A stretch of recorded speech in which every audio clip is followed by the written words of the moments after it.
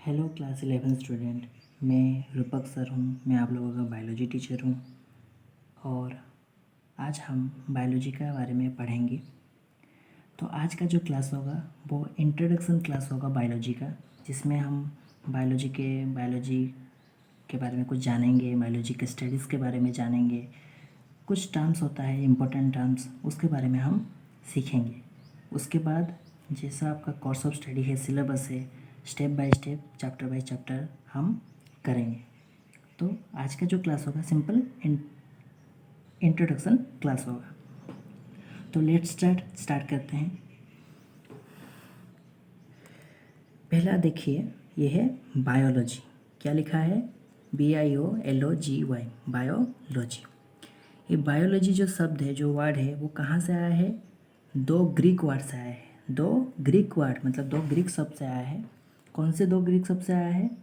पहला है BIOS, BIOS. दूसरा है LOGOS, लोगोस। जो बायोस का मतलब क्या है? Live, LIFE, live. और लोगोस का मतलब क्या है? स्टडी। लोगोस का मतलब क्या है? स्टडी। तो जब बायोलॉजी का मतलब क्या है? The study of life. Life के बारे में हम अध्ययन करेंगे, मतलब जीवन के बारे में हम जो अध्ययन करते हैं उसको हम क्या बोलते हैं? बायोलॉजी। तो बायोलॉजी का मतलब क्या है? जीवन के बारे में अध्ययन। तो बायोलॉजी का डेफिनेशन क्या है? The branch of science in which living beings are studied. Biology क्या है? विज्ञान का, साइंस का एक ब्रांच है, एक शाखा है, जिसमें हम किसके बारे में पढ़ते हैं? लिविंग बींग्स के बारे में पढ़ते हैं। लिविंग बींग्स का मतलब क्या है? जीवित जीवन के बारे में पढ़ते हैं। जिनका जीवन होता है, जिनका लाइफ होता है, उनके बारे में हम पढ़ते हैं। जैसे प्लांट्स हुए, एनिमल्स हुए, सबका क्या है? जीवन है, लाइफ है। तो उनके बारे में जो अध्ययन होता है, जो स्टडी होता है, उसको हम बोलते हैं बायोलॉजी। तो बायोलॉजी में हम क्या पढ़ते हैं? लिविंग बींग्स के बारे में स्टडी करते हैं, उनके बारे में जानते हैं। उसके बाद the word biology is coined by two great scientist, John Baptiste and Demarch and Treviranus in 1802 में। किसने निकाला था ये वर्ड को? दो साइंटिस्ट थे, John Baptiste Demarck and Treviranus. इन दोनों ने क्या किया था? इन दोनों साइंटिस्ट ने बायोलॉजी का नामकरण किया था। बायोलॉजी शब्द का नामकरण किन दोनों ने किया था? John Baptiste Demarch and Treviranus. कब किया था? 1802 में, 1802 में। 1802 में बायोलॉजी शब्द का नामकरण हुआ था, जो कि दो साइंटिस्ट ने किया था। उसके बाद बायोलॉजी का दो विभाग होता है। बायोलॉजी का दो विभाग होता है, एक होता है बॉटनी, दूसरा होता है जूलॉजी। कितना विभाग होता है? दो विभाग होता है, बॉटनी और जूलॉजी। बॉटनी क्या होता है? The study of plants called botany. Study of plants called botany. Plants के बारे में, पौधों के बारे में, पौधों के बारे में जो स्टडी होता है, जो अध्ययन होता है, उसके बारे में जो स्टडी होता है, उसको क्या बोलते हैं? बॉटनी बोलते हैं। तो पौधों के बारे में जो अध्ययन करते हैं हम, उसको बोलते हैं बॉटनी। जूलॉजी किसको बोलते हैं? The study of the animals called zoology. The study of the animals called zoology. मतलब किस जूलॉजी में हम किसके बारे में स्टडी करते हैं? एनिमल्स के बारे में, मतलब जीवों के बारे में। जीवों के बारे में जो अध्ययन होता है, जो स्टडी होता है, उसको बोलते हैं जूलॉजी। और पौधों के बारे में जो अध्ययन होता है, उसको बोलते हैं बॉटनी। तो जब हम बॉटनी पढ़ेंगे तो किसके बारे में पढ़ेंगे? पौधों के बारे में हम डिटेल में पढ़ेंगे, उसको बोलते हैं बॉटनी। और जूलॉजी में हम किसके बारे में डिटेल में पढ़ेंगे? एनिमल्स के बारे में पढ़ेंगे। उसके बाद the father of botany was the Theophrastus. The father of botany was Theophrastus. मतलब बॉटनी के फादर कौन है? जनक कौन है? थ्रियोफ्रास्टस। थ्रियोफ्रास्टस ने बॉटनी वर्ड निकाला था। तो बॉटनी के फादर कौन है? थियोफ्रास्टस। वैसे ही फादर ऑफ जूलॉजी, जूलॉजी का जनक कौन है, जूलॉजी को कौन निकाले थे, एरिस्टोटल हैं फादर ऑफ जूलॉजी। तो फादर ऑफ बॉटनी हो गए आपके Theophrastus and father of zoology हो गए एरिस्टोटल। उसके बाद बायोलॉजी क्या होता है, बायोलॉजी का बहुत सारे ब्रांचेस हैं और उस बायोलॉजी से रिलेटेड बहुत सारे ऐसे साइंस है जिसके बारे में हम अध्ययन करेंगे, उसके बारे में हम डिटेल में जानेंगे एक के बाद एक। तो बहुत सारे ऐसे ब्रांचेस है बायोलॉजी के, तो उनमें से कुछ ब्रांचेस के बारे में आज हम जानेंगे और जो बाकी ब्रांचेस हैं वो धीरे धीरे करके हम सीखेंगे। तो आज मैं 15 ब्रांचेस के बारे में आपको बताऊंगा जो कि बायोलॉजी के साथ रिलेटेड हैं। तो स्टार्ट करते हैं। फर्स्ट ब्रांच है मॉर्फोलॉजी। क्या लिखा है, मॉर्फोलॉजी। मॉर्फोलॉजी का मतलब क्या होता है, स्टडी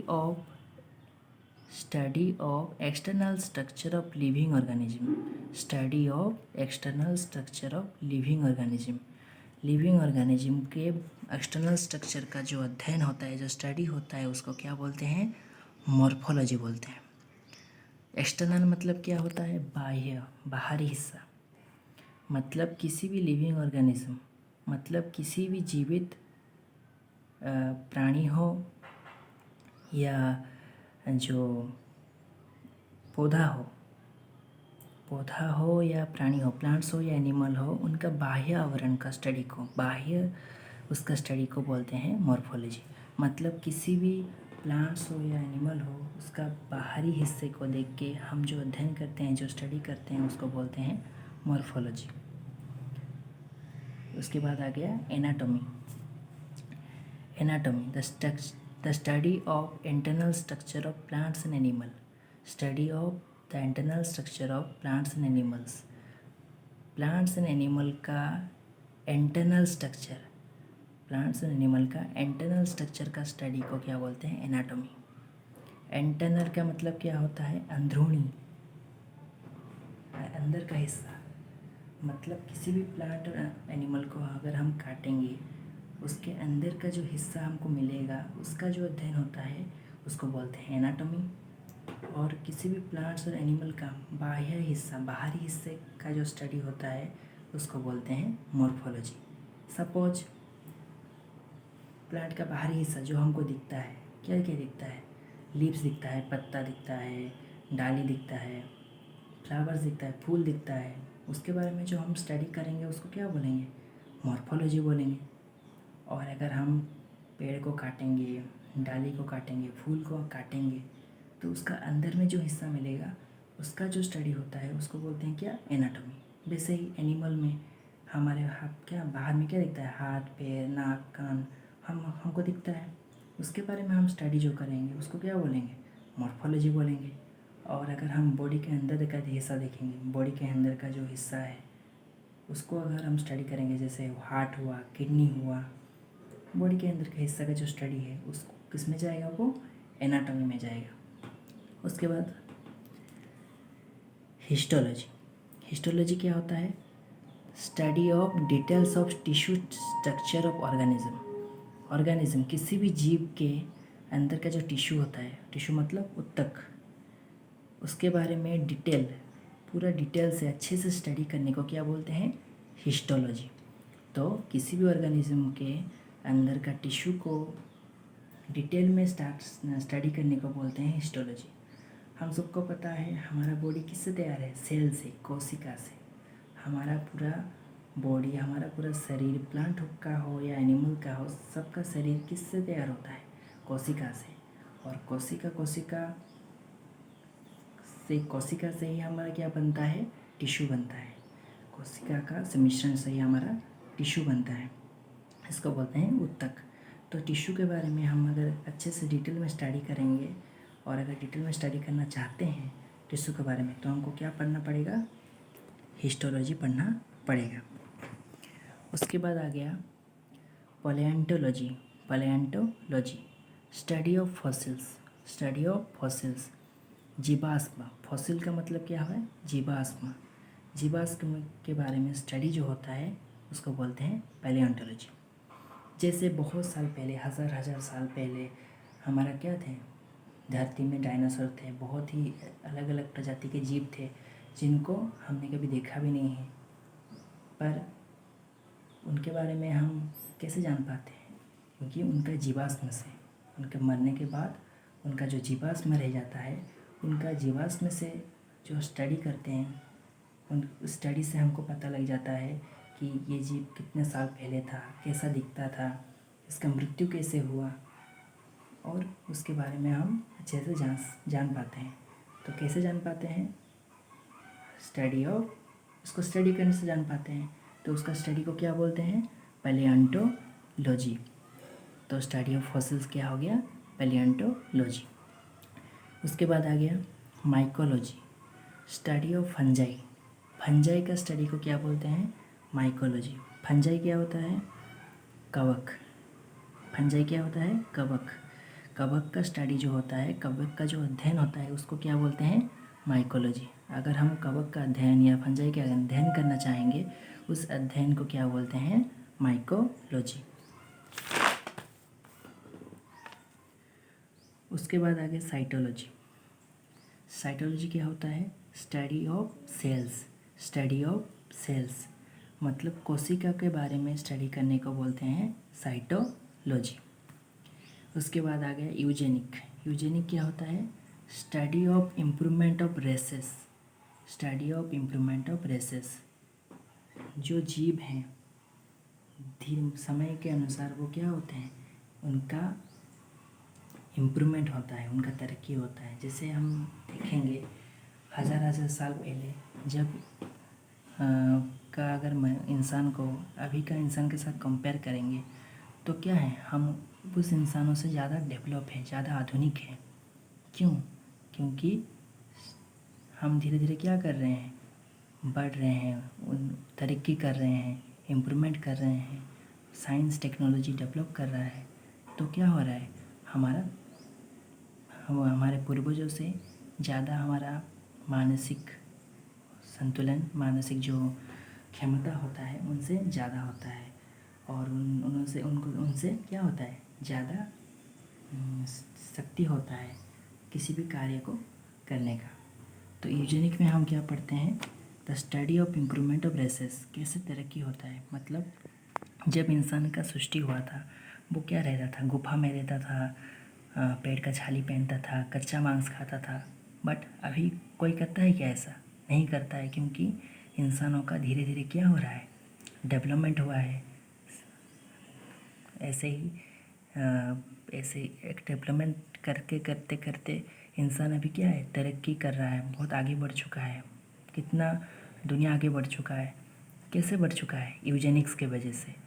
तो कैसे तरक्की कर रहा है, कैसे इंसान इतना आगे बढ़ा, किस किस फेज को देखे, किस स्तर को देखे आगे बढ़ा, उसके बारे में जो अध्ययन है उसको बोलेंगे यूजेनिक्स। उसके बाद आ गया virology. Virology study of virus. Study of virus. Virus का स्टडी, भूताणु का स्टडी को क्या बोलते हैं? वायरोलॉजी। Study of virus. उसके बाद आ गया कार्डियोलॉजी। कार्डियोलॉजी किसको बोलते हैं? Study of heart. हार्ट के बारे में स्टडी को क्या बोलते हैं? हार्ट के बारे में जो अध्ययन होता है उसको बोलते हैं कार्डियोलॉजी। उसके बाद आ गया स्टडी ऑफ न्यूरॉन्स। न्यूरॉन्स हमारे बॉडी के अंदर क्या है, बहुत न्यूरॉन्स है, चारों तरफ है न्यूरॉन्स है। न्यूरॉन्स की वजह से क्या होता है, हमको क्या, अगर किसी भी तरह का टच कोई किया है, हमको कोई टच कर रहा है, हमको पता लगता है कि नहीं, हमको कोई छूता है तो हमको पता लग जाता है। अगर बॉडी में मच्छर काटता है, हमको फटक से पता लग जाता है हमको मच्छर काटा। या किसी भी गर्म चीज़ को हमने पकड़ लिया तो पता लगता है कि नहीं, ठंडा गर्म सब पता क्यों लगता है? क्योंकि हमारे पूरी बॉडी में क्या है, न्यूरॉन्स है। न्यूरॉन्स की वजह से क्या होता है, हमारे बॉडी में अगर कुछ भी होता है उसका खबर न्यूरॉन्स के द्वारा हमारे मस्तिष्क, हमारे ब्रेन तक पहुंचता है, सारे सिग्नल्स पहुंचता है। समझो हम मच्छर काट रहा है हमको, हमारे बॉडी में मच्छर बैठा है, हमको काट रहा है, तो हम क्या करेंगे, हाथ से क्या करेंगे, वो मच्छर को मारेंगे। तो क्यों मारते हैं, किसके निर्देश में हम मच्छर को मारते हैं, ब्रेन के निर्देश में हम मच्छर को मारते हैं। क्योंकि जब मच्छर काटता है तो न्यूरॉन्स के द्वारा ब्रेन को पता लग जाता है कि हमको मच्छर ने काटा है। तो ब्रेन हमको क्या सिग्नल देता है कि हाथ उठाओ, और हाथ उठा के वो मच्छर को मारो। तो ब्रेन के निर्देश से ही हम मच्छर को मारते हैं। ये सब किसके वजह से होता है, न्यूरॉन्स के वजह से होता है। तो उसका स्टडी को बोलते हैं न्यूरोलॉजी। उसके बाद आ गया evolution, study of origins. Study of origin is called evolutions. Study of origins मतलब क्या होता है, दुनिया कैसे सृष्टि हुआ, दुनिया कैसे तैयार हुआ, दुनिया में जीव कैसे आए, जीव का उत्पत्ति कैसे हुआ, और अलग अलग प्रजाति के जीव प्राणी कैसे आए, कैसे, और वही सब के बारे में स्टडी को क्या बोलते हैं, इवोल्यूशन बोलते हैं। तो स्टडी ऑफ ऑरिजिन्स, ऑरिजिन मतलब आरंभ, मतलब सृष्टि का आरंभ कैसे हुआ, ये जो धरती है, ये जो अर्थ है हमारा, उसमें कैसे हम रह पाए, हमारे रहने के लायक पृथ्वी कैसे हुआ, क्योंकि बाकी सब जो ग्रह है पृथ्वी को छोड़ के वहाँ पे कोई भी इंसान या जीव कोई नहीं रह सकता। तो धरती में हम लोग कैसे रह पाए, कैसे हमारा उत्पत्ति हुआ, जीवों का सृष्टि धरती पे कैसे हुआ, उसके बारे में जो स्टडी है उस कहाँ पे पढ़ेंगे, इवोल्यूशन। उसका जो स्टडी है उसको बोलते हैं इवोल्यूशंस। तो इवोल्यूशन पढ़ने से हम जान पाएंगे कि हमारा सृष्टि कहाँ से हुआ था। उसके बाद है ओरियंथोलॉजी। ओरियंथोलॉजी का मतलब क्या होता है, study of birds. Study of birds को बोलते हैं ओरियंथोलॉजी, मतलब पक्षियों के बारे में अध्ययन को, पक्षियों के बारे में अध्ययन को बोलते हैं ओरियंथोलॉजी। तो उसके बाद है इक्थियोलॉजी। इक्थियोलॉजी क्या होता है, study of fishes. Study of fishes is called ichthyology. Study of fishes is called ichthyology, मतलब मछलियों के बारे में अध्ययन को, मछलियों के बारे में जो अध्ययन होता है उसको बोलते हैं इथियोलॉजी। उसके बाद है mammalogy. Mammalogy, study of mammals. Study of mammals is called mammalogy. Mammals क्या होता है, जो स्तनपायी प्राणी होता है, स्तनपायी प्राणी होता है। स्तनपायी प्राणी मतलब क्या होता है, जो प्राणी अपना बच्चे को जन्म देता है और उसको स्तनपान कराता है, मतलब दूध पिलाता है, उसको बोलते हैं मामल्स। तो इस मामल्स के बारे में जो अध्ययन होता है, जो स्टडी होता है, उसको बोलते हैं मामालोलॉजी।